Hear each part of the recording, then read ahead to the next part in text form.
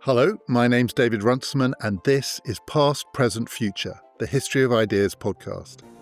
Today, it's the return of our occasional series that we call Now and Then, with the historian Robert Saunders, in which we explore notable political anniversaries and their significance for today. It's just over a month since the 100th anniversary of the birth of Margaret Thatcher, one of the most remarkable, one of the most contentious politicians that Britain has ever produced. Over 2 episodes, Robert and I are going to explore her life, her legacy, and the meaning of Thatcherism. She is one of those rare politicians who gave birth to an ism. But today, it's her life and career, her prime ministership. Just how different from other politicians was Margaret Thatcher, and what did she do with power when she got it? Robert, we're here to talk about Thatcher at 100. Thatcher means both the life, the person, but also the ideas. There is a thing called Thatcherism. It's still a phrase that gets used quite a lot, I think, actually, much more than many other isms that have disappeared from the lexicon. I want to start with a big question, which is, in a way, the question that we're going to be exploring through this conversation. When you think of Thatcherism now, do you primarily think of the person? Do you necessarily associate it with her life and her career? Or do you think of a set of ideas, a program that is independent of her life and career, that it's possible to talk about Thatcherism without really connecting it to the woman herself? Well, there's a paradox here, which is that famously Margaret Thatcher is the first Prime Minister of the 20th century who gives her name to an ism. We don't talk about Churchillism or Attleeism or Asquithism, even though those are all Prime Ministers with quite strong intellectual compasses. But in many ways that's quite odd, because Margaret Thatcher was many things, but she was not an original thinker. She was not and did not want to be an intellectual. And I think if Margaret Thatcher had never lived, then a lot of the ideas and the policies that we associate with her would still have been orbiting around the right in British politics in the way that they were in other countries. But we probably wouldn't talk about Lawsonism or Josephism or whoever the carrier of those ideas might have been. Because I think what's unique about Margaret Thatcher is that she becomes the living embodiment of a set of ideas and principles. They become magnetically attached to her personally. And I think that's partly just about her character, that there's never been anyone in British politics who looks like her and sounds like her and behaves like her before. It's partly about her approach to politics, that this is a time when there are fights breaking out all over British politics, and Margaret Thatcher cannot see a fight without jumping into it and swinging the handbag. So she makes herself the storm centre of all of the big arguments of British politics. And it's also, I think, because on one level she's always the daughter of a Methodist preacher who regards politics as a kind of cosmic struggle between big ideas. She once said, "I came into politics because of the conflict between good and evil." And she really does see it as part of her role as a politician to go out and make the case against socialism and all of the things that she thinks has gone wrong with Britain. So when we call these ideas Thatcherism, it's not because she came up with them. It's not because nobody else was thinking them. It's because she becomes their living weapon, that they're kind of programmed into her like a sort of intellectual battle tank that you can then send out to smash through the enemy lines. So intellectually, I think we can absolutely separate these ideas from the person. But historically, they are completely enmeshed. I was thinking, when thinking about her life and career, is it that, as you say, one can look at the program of ideas, but when it is embodied in her, one of the things that made her distinctive, is she was so clear about what she was against and who she was against. Maybe that's true of most politicians. I was actually thinking about Keir Starmer and thinking, it's not that clear who he's against. Actually, I could probably more easily with Keir Starmer say the things that he's for than the things that he's against. But with Margaret Thatcher, it is that stark opposition to ideas, to institutions, to certain people, certain individuals. We'll talk about them.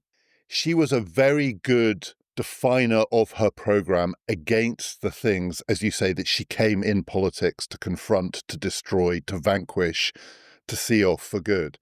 And I just can't decide whether there is something distinctive about that in her case, that she was a particularly good hater, or hate is probably too strong a word, actually. I'm not sure hatred is the right word for it, but she was very good at identifying the things that she absolutely was determined to root out, so that it's probably easier, and we'll see as we talk about her life and career, to identify those things than necessarily if you were to construct the platform in positive terms. She's for free markets, she's for deregulation, whatever the things that she is for relative to the things that she was against. Do you think that made her unusual, or actually, leaving Keir Starmer aside, is that probably true of most political leaders? I think it's particularly about the fit between her and her time. So if we think about the 1970s, if Margaret Thatcher had never lived, this would still have been an extraordinarily volatile and combative period in British politics, because it's a moment when so many big arguments are coming to the boil, when the long collapse of British industry is coming to a sort of fulfillment point, when the troubles in Northern Ireland are exploding, when big arguments about race and sexuality and Britain's place in the world are all emerging. And that's why she's part of a generation of politicians like Arthur Scargill, or like Tony Benn, or like Enoch Powell, or Ian Paisley, all of whom are fundamentally political fighters. And I think you're right that it's much easier to say what Margaret Thatcher is against than what she is for. She has a very clear sense of the enemies against whom she is fighting. Socialism, strikes, and the Soviet Union would probably be the big three. And I don't think it's an accident that this is a form of politics that erupts and that takes power in that very conflictual moment, and that it starts to lose coherence towards the end of the 1980s and in the early 90s, when those enemies are either vanquished or seem to have left the battlefield. Let's talk about her life and career before she became Conservative Party leader. One of the things that for me is most fascinating about it is you can tell the story in two ways. In one telling, it is a conventional, almost boilerplate Conservative career. She went to Oxford. She trained as a barrister. She fought a couple of times Labour seat in Dartford that she couldn't win before she got her safe seat in Finchley. She rose through the party. She was very good, assiduous, first of all, backbench MP, then junior minister. She got her cabinet promotion. She became education secretary. She had a rocky time there. She saw her opportunity in 1975 for the leadership and she seized it.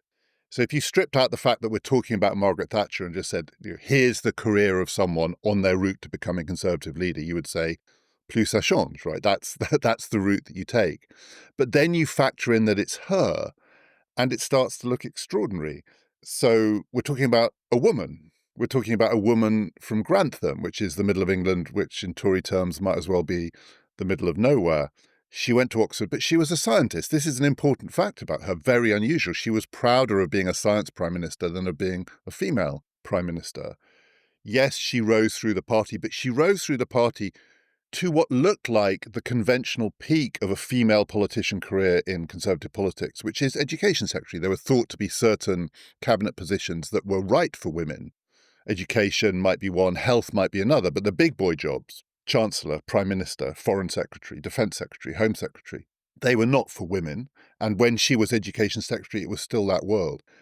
And seen in those terms, that career should end with her in 1975 becoming leader looks remarkable. So I can't decide on this, is it a conventional Tory background, or is there something about it that means we should really remember this is a unique story? I think it's both of those things. So you're right to say that for most of her career, before she becomes leader, she's a pretty conformist, pretty loyal Conservative MP. There are lots of groups on the right in this period that do challenge the leadership. Groups like the Monday Club that are protesting against decolonisation and are taking very angry positions on immigration. She's not part of it. She's not personally close to somebody like Enoch Powell, who really is the disruptive force on the right in the 60s and 70s. But I think her conformity is actually partly about her precarious position inside the party. If we look at the kind of people who are rebelling, they're either grandees. They're people like Julian Amory who have a kind of effortless social authority, which means they can rebel and they are still part of the leadership circle of the party. She hasn't got that kind of authority. Or they're people like Enoch Powell, who are mavericks, who are essentially willing to blow up their own careers for the things that they believe in. Margaret Thatcher is not willing to blow up her career. She's ambitious right from the start. She wants to be perhaps Chancellor of the Exchequer, but certainly something high in British politics. So she approaches her career, I think, in the same way that she'd approached grammar school, by working extremely hard, mastering her brief, and overhauling the more flamboyant, perhaps more naturally talented figures around her. And I think the comparison with Enoch Powell is quite telling there, that Enoch Powell is undoubtedly cleverer than Margaret Thatcher. He's a much more compelling public speaker, and yet Enoch Powell ends his career as a peripheral figure in the Ulster Unionist Party, whereas Margaret Thatcher ends her career as the longest-serving Prime Minister since the 1820s. As she famously said, we're Methodists, and that means we believe in method. She was methodical. She was always known very early on in her career to be better briefed, done more prep, really, really studied what she needed to study because she knew she wasn't a great platform orator. She would apply to be selected in various Conservative seats, and the people who were there at the time remember about her that she came across as just better informed than the other candidates, not more ideological, not more flamboyant, not more charismatic. She just knew her stuff. But the stuff that she knew, as you suggested there, was pretty conventional stuff, wasn't it? I mean, is it possible pre-1975, if you're looking at her career, if you're looking at the things that she said, the things that she did, to identify in that anything that would pass for a distinctive political philosophy within the context of Conservative politics at that time? I mean, there was a political philosophy there. She did believe in freedom. She did believe in personal freedom, individual liberty. She had read the books. She was well briefed, not just on policy details, but if someone told her to read Hayek, she would go and read Hayek. If they told her to read Milton Friedman, she would go and read Milton Friedman. But could you identify in that package before she became leader something that would mark her out from the mainstream of Conservative politicians? Well, Methodism means method, but it also means moral fire. And I think that's really important, that Margaret Thatcher is never just a technocrat. She masters her brief, but she masters it in the pursuit of a very strong set of moral and intellectual positions. Now, of course, she would say that those things come from her childhood. So she always insists that there's nothing ideological about her politics at all. She insists that what she believes is simply the lessons that she learnt in an ordinary provincial town growing up above the grocer's shop in Grantham. She talks in her memoirs about the things that I learned in a small town in a very modest home. Now, there are lots of reasons, I think, why we should be sceptical of that. She leaves Grantham as soon as possible. She very rarely returns there. In all sorts of ways, she reinvents herself as a kind of upper-class lady in the Tory South. But it's interesting, I think, that she feels the need to tell that story. And I think that perhaps helps answer your question, which is that she has quite a paradoxical relationship with ideas. So on the one hand, she believes very strongly in the power of ideas.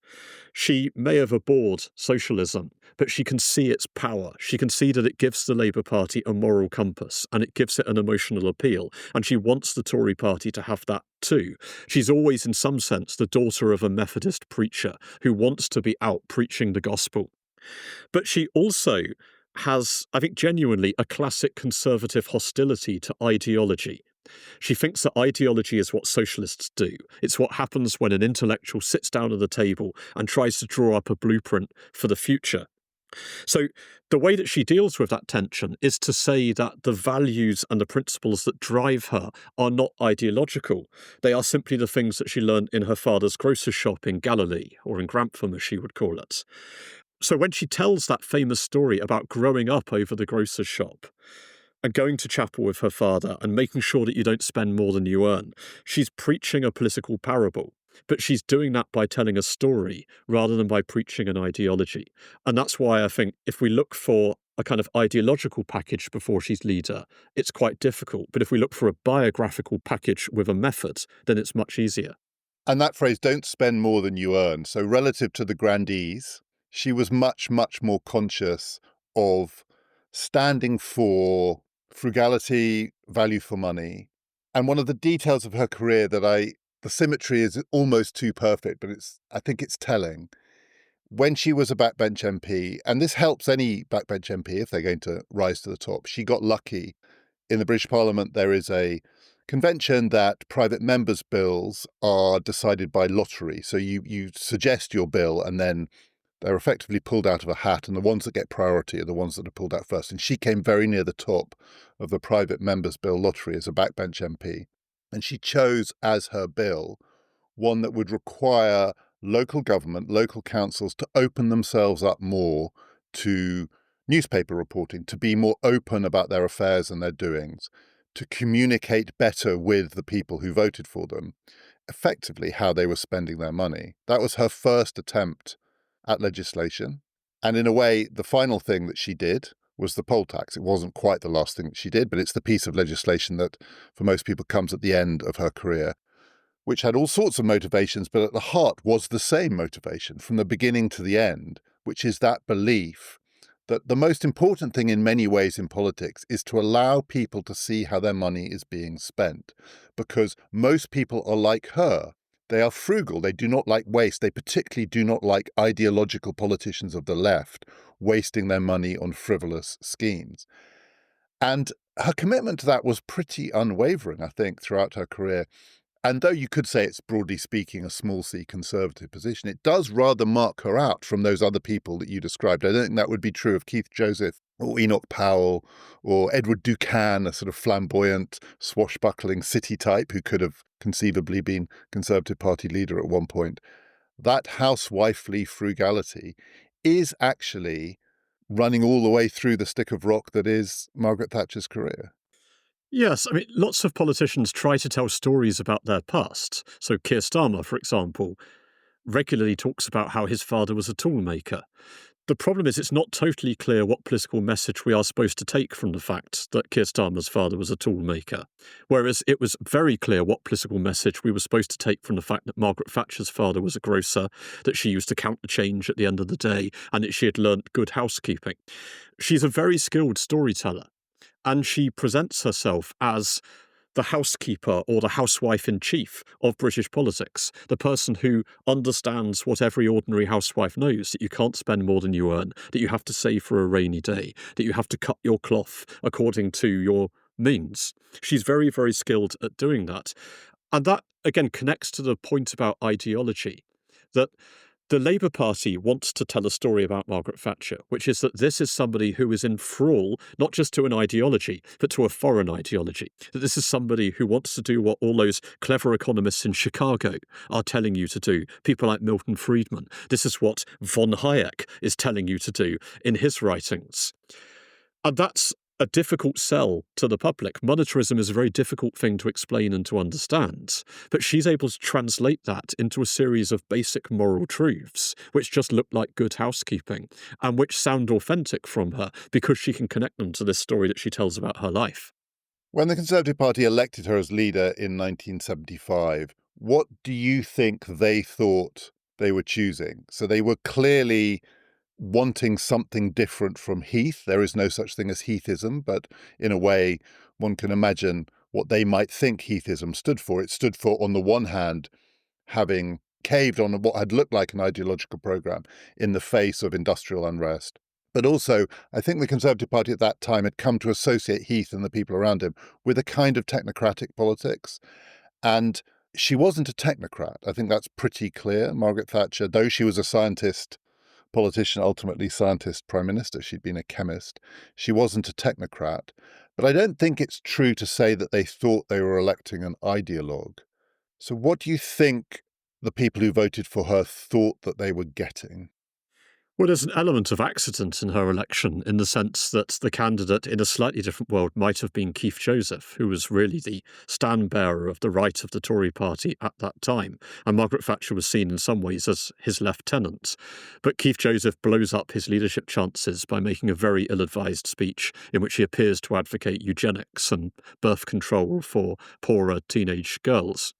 So Margaret Thatcher is the one who takes her courage in both hands and goes forward and challenges Heath. And in a sense, if you want to change from Heath, she is the option in front of you.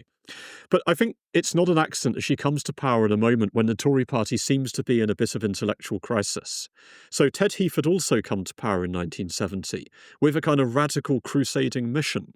He talks about changing the course of history of this country, nothing less, a really radical free market revolution. And then by 1974, all of that is in rubble. The government has been defeated in its conflict with the mining unions. It seems to have lost direction in its U-turn. It's very unclear what the Conservative Party actually stands for in the mid-1970s. And what Margaret Thatcher is saying to her party is less, here is my ideology, adopt it, but that as a party, we need to bring ideas and vision back in. So she talks about values and vision. She uses religious language and talks about the need for a creed. She's talking about a set of beliefs about the world, a kind of moral anchoring, rather than here is the programme for government. So it's very difficult to say in 1975 what a Margaret Thatcher government is going to look like in terms of what its policy manifesto is going to be. But it is fairly clear that it's going to be interested in ideas and that it's going to try to set a compass of a kind that appeared to have been smashed in the Heath years. When she won in 1979, was it significantly clearer what a Thatcher government would be like? So her victory in 1979 in the general election, it's not an accident like her victory in 1975 might be thought to have been. But in a way, her opponent also blew himself up in that Callaghan could have called an election in the autumn of 78 and he might well have won it. By the time the election came round, 9 months or so later, Callaghan accepted, everyone more or less accepted, that something had shifted in British politics, the winter of discontent, the disarray of the Labour government, that Labour government as it fell apart, step by step, vote by vote, left her with a relatively straightforward task in the sense that she would win so long as she didn't blow herself up, which she didn't. She was a disciplined campaigner. When she arrived in Downing Street, was it significantly clearer than it had been in 1975 what her government would be, what kind of government it would be? Or did that have to be revealed in the doing? There's a line that's often quoted from Jim Callaghan, who said that once every 30 years or so, there is a sea change in politics when the fundamental ideas of politics change, and you simply cannot fight against that. And I suspect this is such a moment. I think that quote has far too much weight placed upon it. It's a very convenient excuse for a man who has just lost an election and who has spectacularly mishandled the winter of discontent. It's a way of saying it's not really about me, it's about a big change in the climate of ideas. I don't think there's much evidence of that in 1979, and I think we should be wary of seeing Margaret Thatcher as cresting such a wave. What I think we can say is that 1979 intensifies the case that an entire way of doing politics has broken, that the assumptions that have dominated the post-war era appear to have run out of road, that even a Labour government has ended in a spectacular collision with not just trade unions, but with public sector trade unions. And that, I think, opens the space for a changed candidate. Now, the manifesto itself in 79 is reasonably tepid.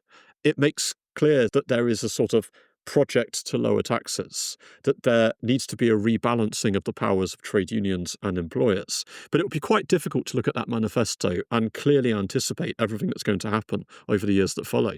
As you say, the style of politics, the mode of politics that people had had enough of by the end of the 1970s was confrontational. It was these endless confrontations between government and unions, between labour and capital, which produced through the 1970s a series of events from the Heath administration through to the Callaghan administration that it felt like the public were rejecting that way of doing it. And the irony here is that Margaret Thatcher's time in office is in part going to be defined by another of those confrontations. It just happens with the miners that she's going to win it, unlike her predecessors.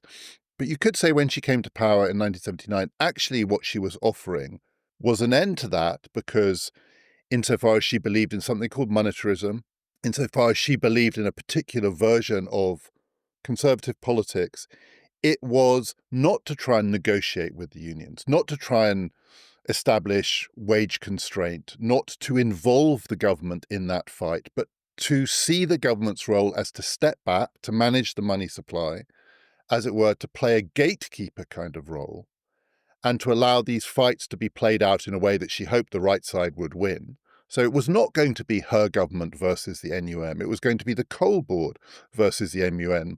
But she was going to set up the fight in such a way that it would produce the outcome she required. So one way of looking at that is actually she was stepping back from that kind of direct confrontational politics. And yet it is that confrontational politics that we associate with Thatcher and the 1980s. So do you think it's right that there's a sort of irony here in a way that hers was the version of this kind of politics, which was to remove the government directly from the fray in order to set up the terms of the contest? Yes, and famously she says when she comes into office, "Where there is discord, may we bring harmony," which is ironic given that she's such a belligerent politician and the politics of the 1980s are so pugilistic. But I think in her own mind she does believe it, that she sees herself as trying to drain the causes of conflict. And when we think of monetarism, I think for her it is much more a political project and indeed a moral project than it is a strictly economic project. So politically, as you say, it's about trying to disentangle government from the market, which is partly about disentangling it from social conflict. But it's also a moral conflict that she argues that the real lesson of the winter of discontent is that socialism is fundamentally immoral, that where socialism leads you is a place in which the dead are unburied, in which the rubbish is not being collected, in which ambulances can't get through picket lines, that it gives you a society, ironically given its language of fellowship and solidarity and communalism, it actually gives you a society in which different factions are simply fighting with one another, and that there needs to be a kind of moral renewal in the 1980s, not simply an economic project. I think one of the most telling quotes that Margaret Thatcher ever came up with was in an interview with the Sunday Times in 1981, in which she said, "Economics are the method. The object is to change the heart and soul of the country." And that's an extraordinarily ambitious programme. And it's also, I think, a very distinctively Thatcher one.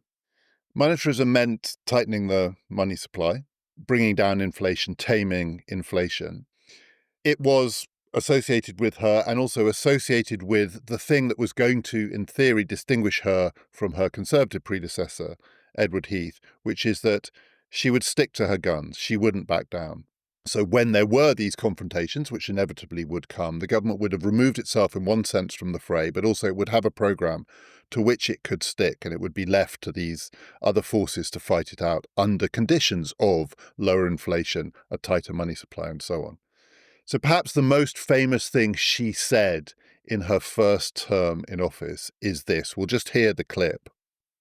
To those waiting with bated breath for that favourite media catchphrase, the U-turn, I have only one thing to say. U-turn if you want to.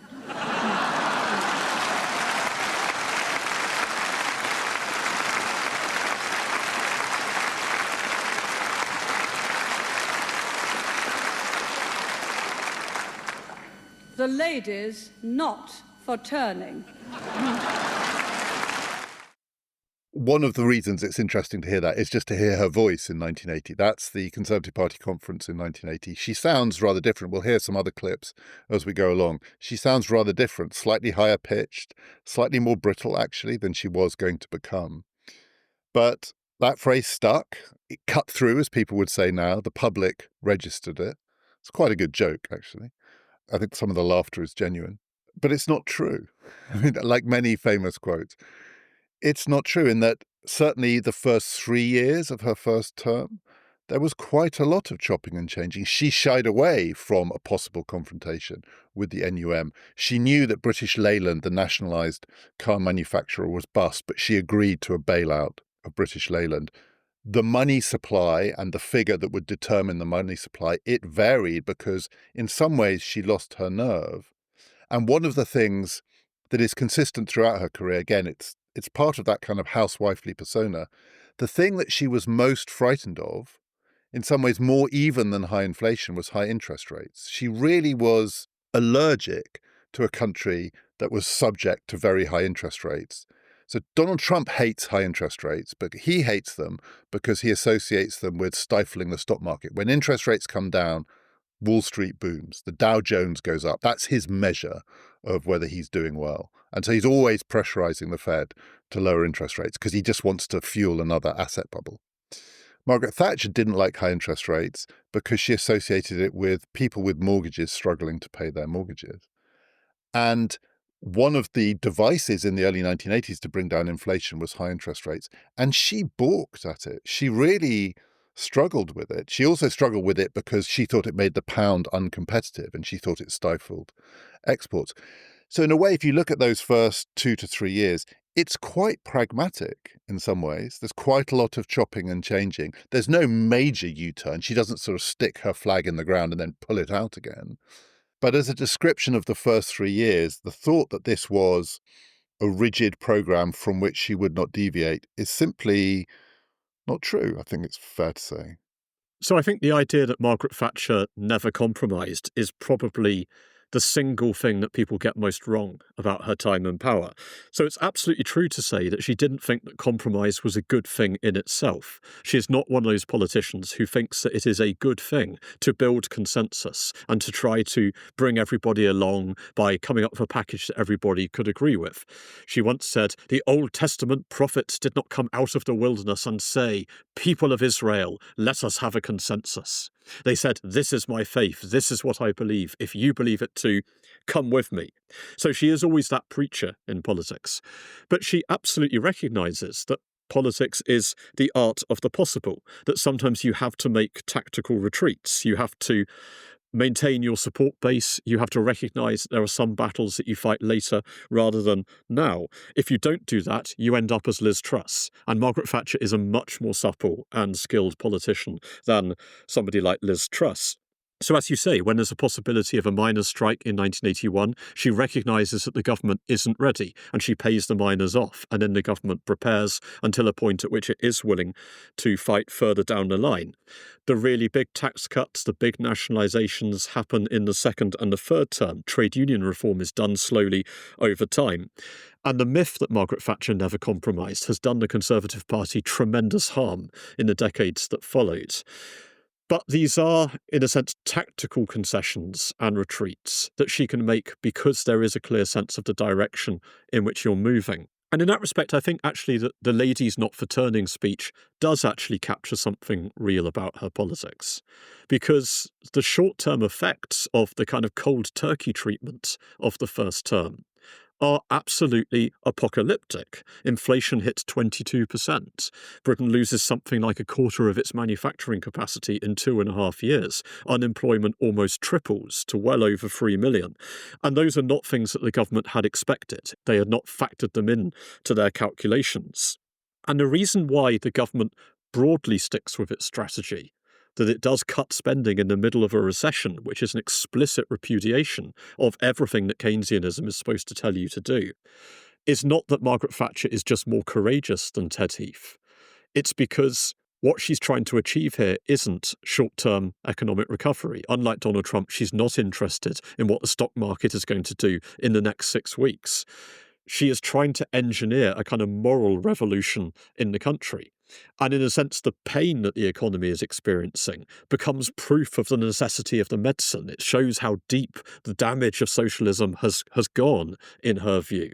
And that's why it's so important to maintain the broad project of cutting public expenditure, challenging trade union power, and overturning a Keynesian consensus. Another of the stories that often gets told about her time in office is that, for the reasons you said, sky-high unemployment, inflation, riots. There were riots in the summer of 1981, both north and south in England, in Toxteth, in Brixton, that she was in real trouble and the Falklands saved her. In her own telling, and also the telling of the people around her, for instance, Nigel Lawson, the decisive moment in her first term was the 1981 budget. So as you said, that was where they really did stick their flag in the ground and refuse to pull it out. In the middle of a recession, when all economists were more or less screaming, you need an expansionary budget, it was tight. It cut public spending. It effectively raised taxes by freezing income tax thresholds at a time of very high inflation. And I think certainly for someone like Nigel Lawson, their favourite moment in office was the letter that 360-odd economists wrote to the Times after that budget, basically predicting disaster. And in Lawson's telling, more or less that week, the week that that letter appeared, is the turning point in the Thatcher story, because that was the beginning where you could see the seeds of what was to come, the really long-lasting boom. It was a boom, as it turned out, not just a stable growth, but nonetheless. The turning point happened in the summer of 81. So by the time the Falklands came in the spring of 82, actually, Thatcher's government had turned a corner. It had turned a corner economically and in some ways socially. The country was somewhat less fractious, less of a tinderbox than it had been. So yes, the Falklands War, of course, it made a huge difference to public perceptions of Margaret Thatcher. And that thing that I said, which is the conventional view, certain jobs were not for women, one of which absolutely was Secretary of Defence or indeed Foreign Secretary, because that might involve going to war and you couldn't trust a woman to go to war. That was pretty ingrained in the Conservative Party, and the Falklands War tested that to destruction and beyond.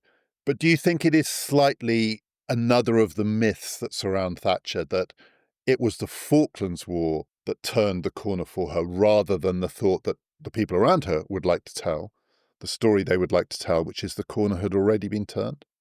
I think the left in Britain is sometimes a bit vulnerable to what I call the deviance theory of electoral history, which is the theory that Labour is always about to win elections until some asteroid from outer space strikes and knocks everything off course.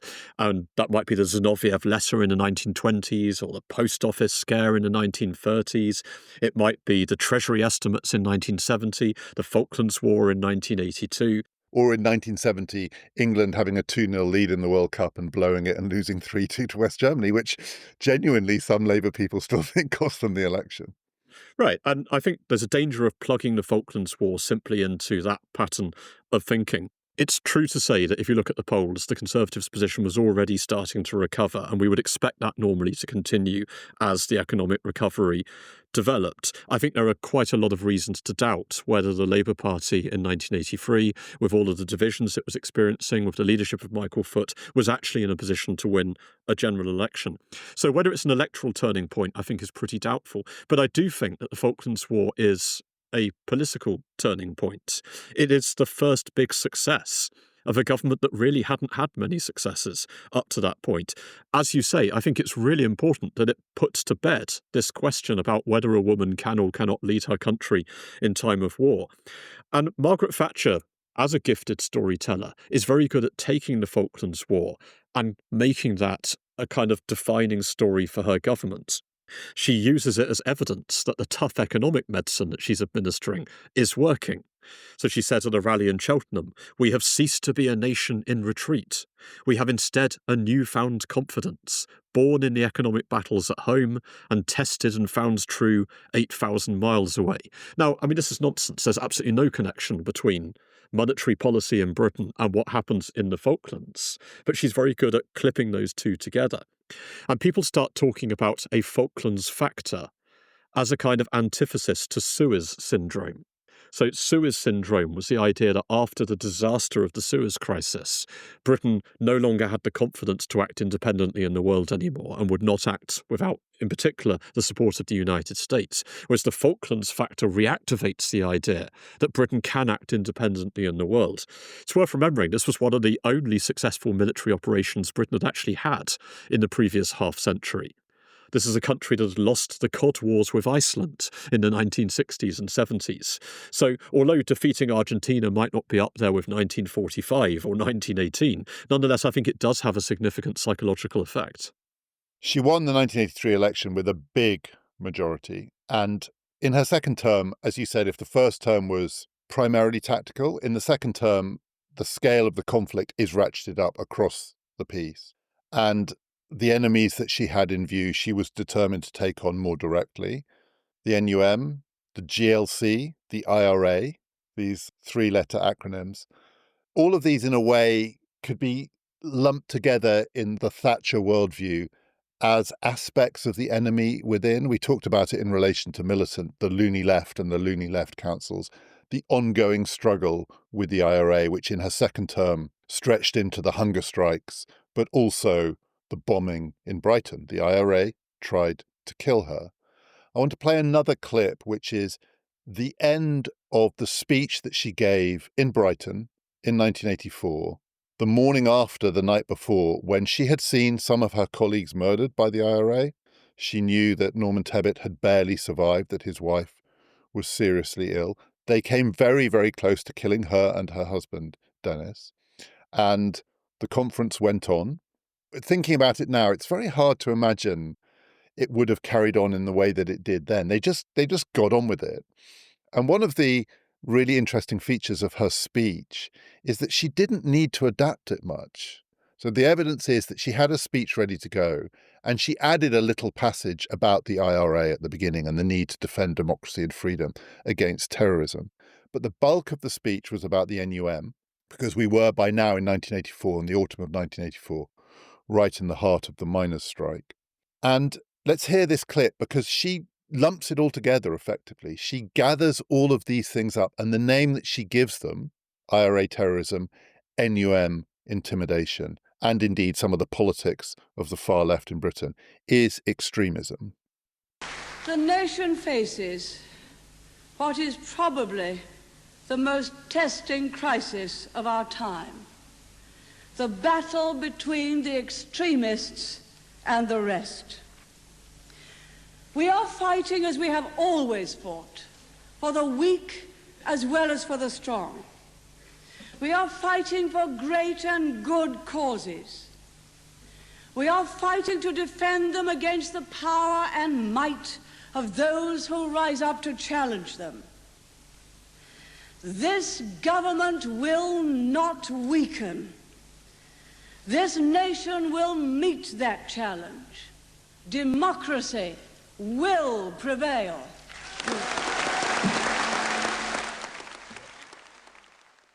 Was the miners' strike the emblem of that, do you think? Was that the defining part of it? Because it was one of those things. She didn't have a clear-cut victory against the IRA. She abolished the GLC, but I don't think she saw off the kind of politics of the left, what she thought of as the politics of the extreme left.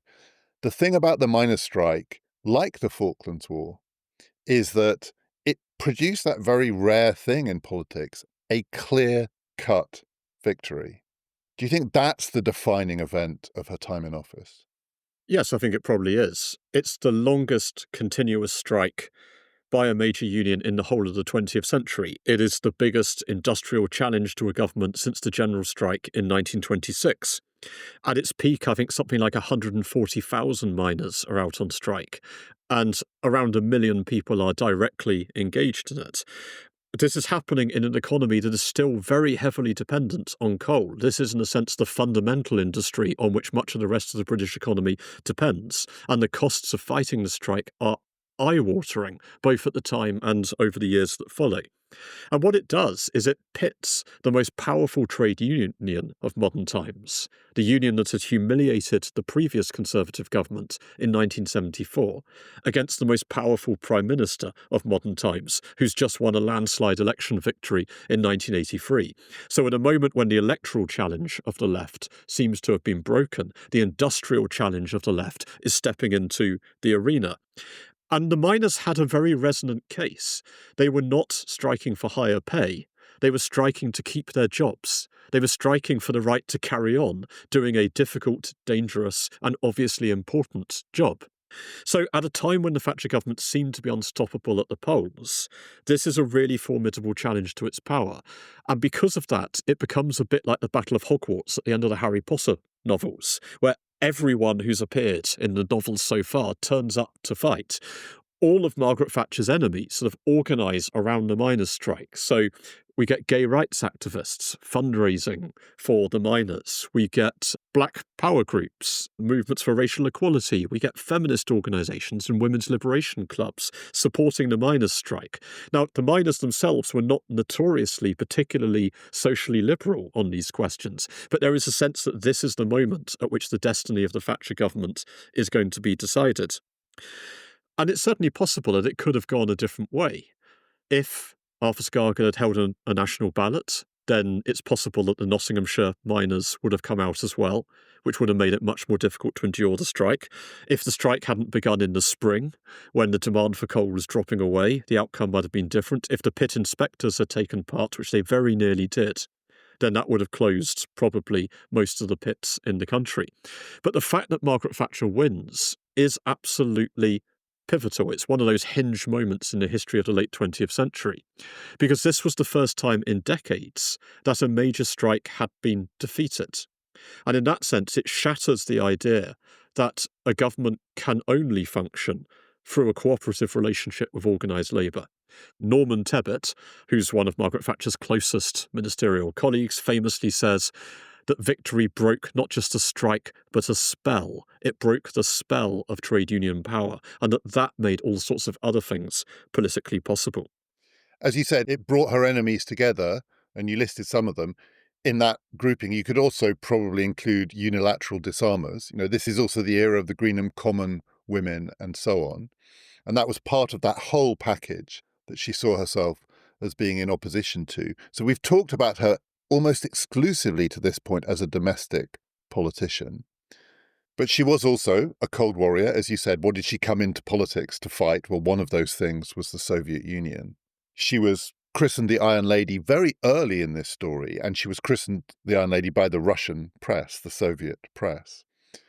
That side of her, how central is it? Because there are so many different aspects to what she eventually stood for.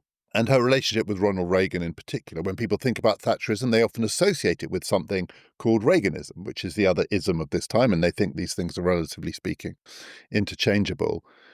Was she a Cold Warrior in the same way that Reagan was, do you think? Was it central to this story? If we told this story without the Cold Warrior aspect, would we be misrepresenting it? Yes, I think we would. I think it's absolutely crucial to see Margaret Thatcher as a Cold Warrior. As you say, it's not an accident that her most famous nickname is given to her by a Soviet newspaper. This is somebody whose whole way of thinking about politics is structured by conflict. And here is a great global conflict that is political, economic, and moral. She's someone who always needs an enemy to define herself against. And it's not a coincidence that she struggles politically as the Cold War begins to wind down. There's something richly symbolic about the fact that the leadership challenge that fells her in 1990 actually happens when she's in Paris, signing a series of treaties that are part of the process of bringing the Cold War to an end. And there are lots of ways in which it's important. So firstly, it means that defence policy is absolutely central to British politics in the 1980s, that questions like nuclear disarmament, defence spending, your relationship with NATO, those things are actually election issues in a way that's quite unusual. If we look back at the party political broadcasts from 83 and 87, it's striking how large defence looms. It also gives her an international platform that allows her to become a global stateswoman, because she is, again, perhaps the most impressive articulator of the case against communism. And that puts her up on a position that she would struggle to have simply as the leader of a middle-sized economy off the northwest coast of Europe. In terms of her relationship with Reagan, on one level it brings them closer together, the Cold War, because they do both share this sense of a big moral contest between East and West, and they both have quite a kind of clear-cut sense of a struggle. But it also, actually, in lots of ways, it causes trouble between them. They fall out very badly over things like the invasion of Grenada by the United States in 1983, of which the head of state is the Queen. They fall out spectacularly when Ronald Reagan imposes sanctions on companies that are helping to build a Polish pipeline that's bringing Soviet gas to Western Europe, which is actually punishing British companies in the middle of an industrial depression. They also fall out over Reagan's pet project, the Star Wars initiative, the idea that you can build a kind of missile defense shield in space, which will break the power of the intercontinental nuclear missile. And I think that speaks to quite a significant difference between the two, which is that Margaret Thatcher sees the Cold War as a problem to be managed. Ronald Reagan increasingly sees it as a conflict to be won, in which the goal is victory. And Margaret Thatcher is always quite nervous of things that might destabilise the relationship between East and West. She's worried about anything that actually might turn the Cold War hot. And in that respect, she's a more conservative figure than Ronald Reagan is, and someone who's much less sort of visionary about the possibility of bringing this conflict to a close. As was revealed by her deep anxiety when the Berlin Wall came down about the prospect of a reunified Germany. Something else that she genuinely believed in, not in a kind of gung-ho way, but in a pragmatic way, was nuclear weapons. So one of the things that she was horrified by that Reagan did at Reykjavik when he met Gorbachev was to suggest that they might, both of them, disarm. And actually, she talked Reagan out of it. She was very pro a world in which deterrence was very clear. What she liked about nuclear weapons was not, God forbid, the prospect of their being used, but the fact that they were profoundly clarifying. She genuinely believed that they had kept the peace. And she thought that Reagan had a kind of naive, idealistic faith in the possibility of a world without nuclear weapons. At no point did Margaret Thatcher believe, once nuclear weapons had been created, that there was any prospect of a world without them. A world without them, once they'd been created, was much more unsafe than a world with them. And again, I think, as you said, that speaks to the fact that relative to Reagan, she was a more conservative figure. She had less of a glimpse of the sunny uplands of a world without weapons, a world without war, whatever it would be, indeed a world where the right side had won. She wanted her enemies where she could see them, and she wanted them cowed. And one way to cow them was for both sides to have nuclear weapons. Yes, I don't think she thought it was possible to abolish nuclear weapons. But also, she didn't think it was desirable to do so. Again, there's always that sort of 1940s conservative Methodism in her. She's somebody who believes in a fallen world, that this is a corrupted humanity, which actually cannot be trusted not to go to war, not to invade, without the ultimate threat of destruction. So yes, she becomes the most forceful exponent of nuclear weapons as the key to world peace, whereas Ronald Reagan increasingly actually sees nuclear weapons as the core of everything that's gone wrong with the world, that we have created something that could destroy life itself. And in a funny way, he actually thinks about them in a not wholly dissimilar manner to somebody like Michael Foot or Neil Kinnock, that this is a moral abomination, and that in the same way that we've used all of the remarkable resources and ingenuity of humanity to send a man into space or to bring about the technological transformations of the 20th century, the next great moral crusade must be to bring that same ingenuity to the abolition of the threat of global destruction. We're going to talk in the second part of this conversation about her legacy and the circumstances of her downfall. But something else that we do need to discuss now, because it runs like a thread through the whole story of her prime ministership, is the question of Europe. So again, you could say the myths that have built up around Margaret Thatcher and her attitude to Europe have been deeply damaging to the Conservative Party going forward. Do you think she was consistent across her prime ministership on the question of Britain's relationship with what was then the EC, the European Community? Or did it shift? Was there in that story a point at which it shifted? So certainly by the end, she was talking a pretty combative language. Let's just have one more clip.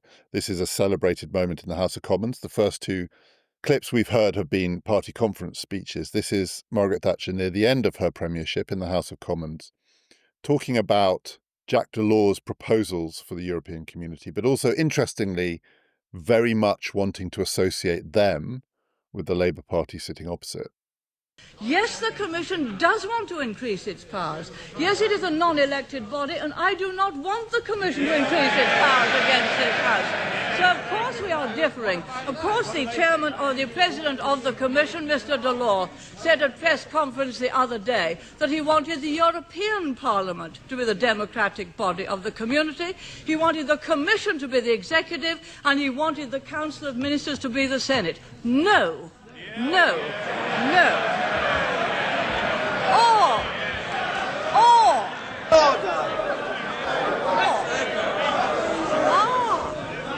Perhaps the Labour Party would give all those things up easily. Perhaps they would agree to a single currency, to total abolition of the pound sterling.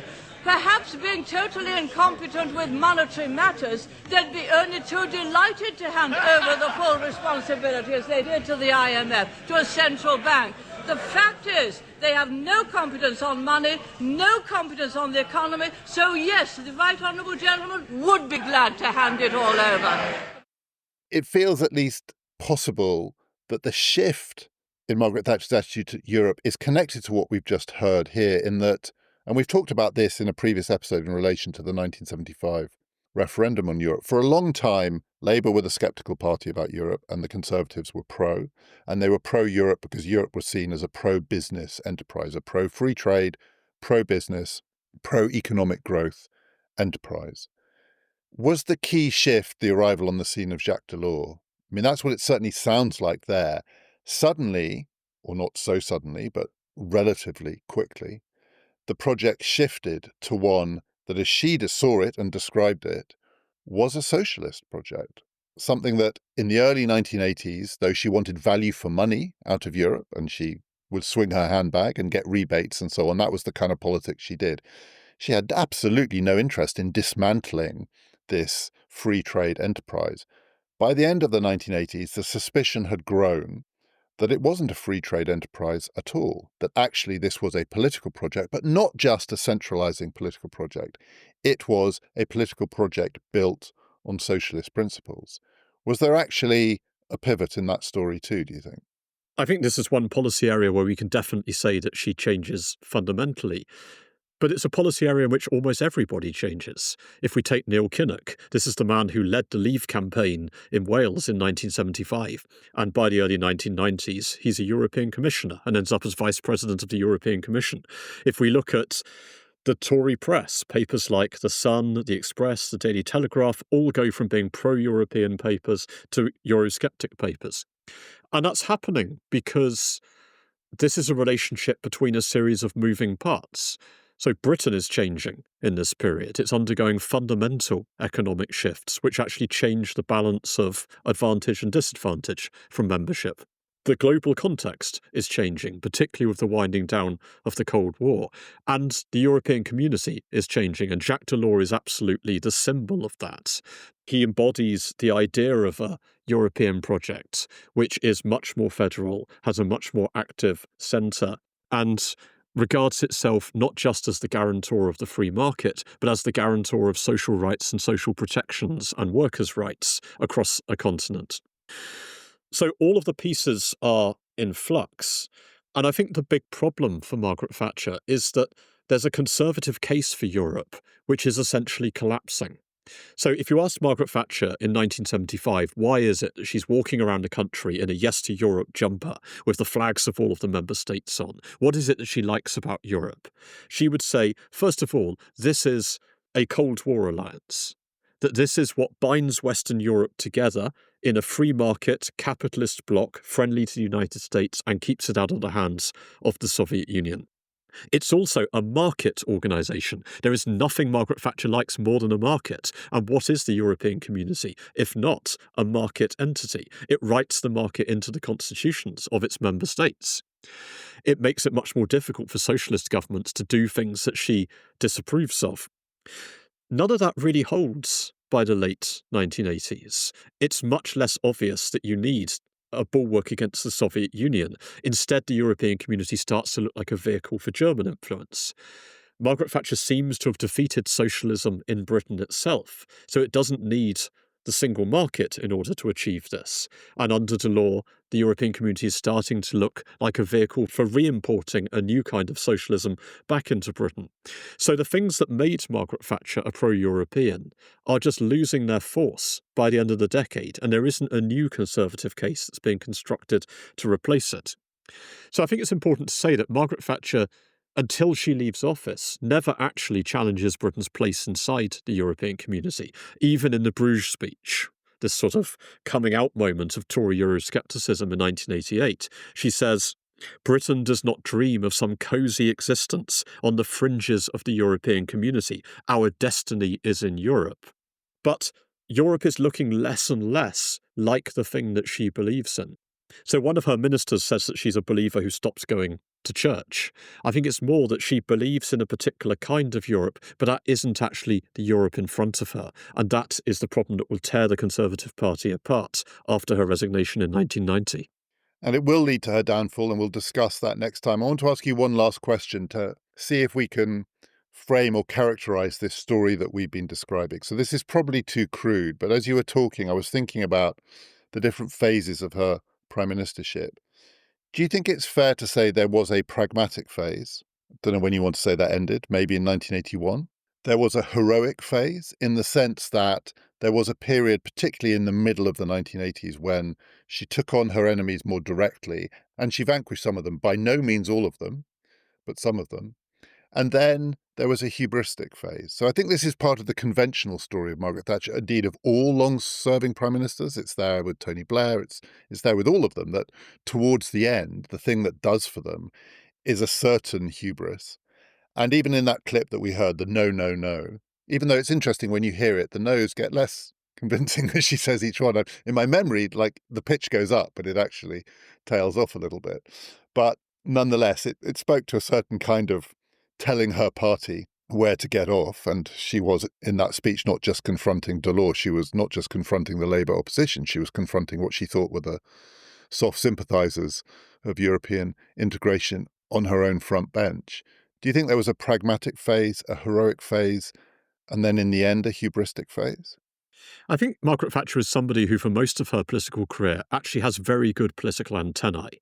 She has quite a good feel for what her people, as she thinks of them, will and won't accept, what she can and can't get past her party. Those antennae, I think, have stopped working by 1990. But in some ways, I think that is as much about the job as it is about Margaret Thatcher. Being Prime Minister is extraordinarily psychologically destructive.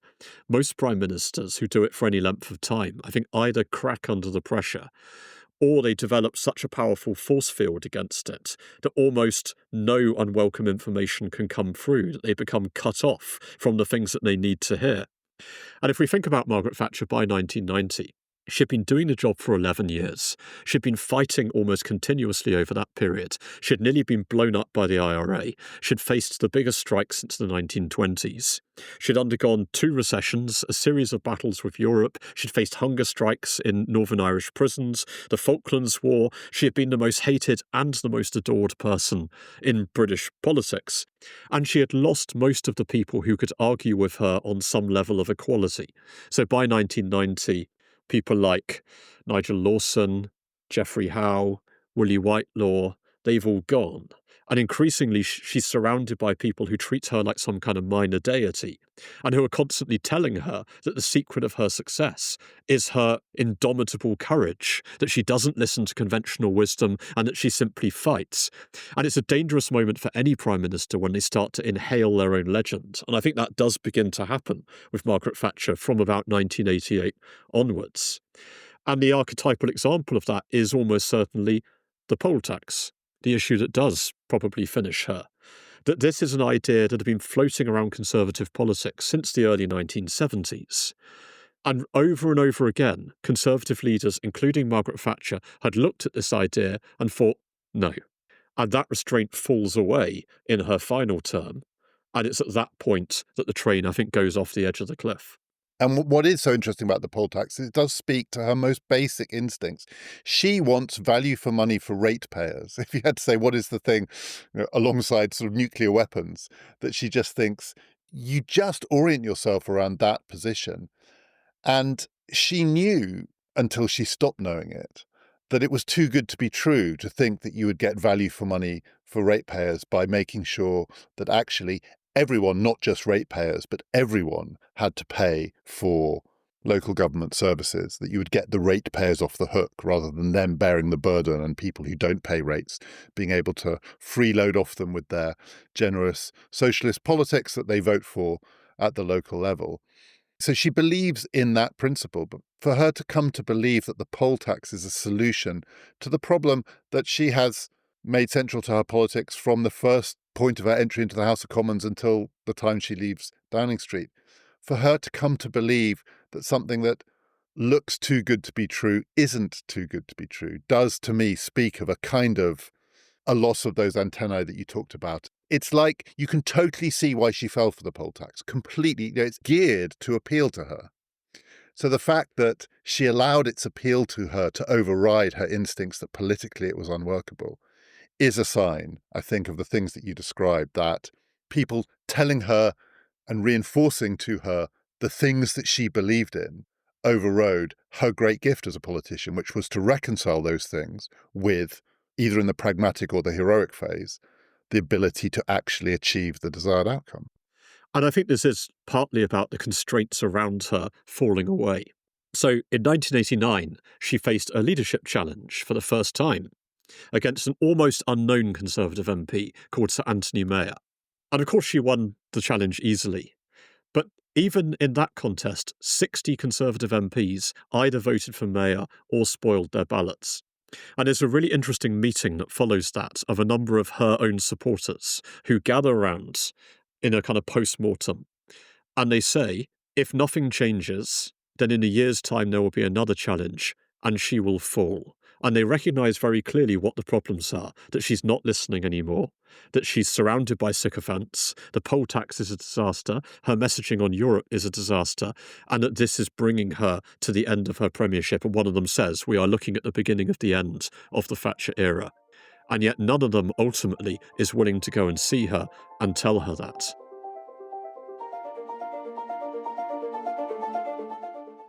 Before we go today, we have a quick request, and it's this. We know this podcast is used by teachers in colleges and universities. It's sometimes recommended to students. We also know that we have quite a lot of listeners who are themselves students. We are looking to add some educational material to some of our podcast series, and we would love to know from teachers, from lecturers, from students, what kind of material would be most valuable to add to the podcasts. If you have any ideas or suggestions and would like to get in touch, we'd really appreciate it. Anything at all would be valuable.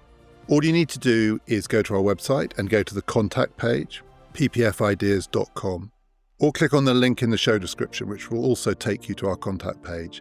And just let us know, if you do see this podcast as an educational resource, how we could add value to that.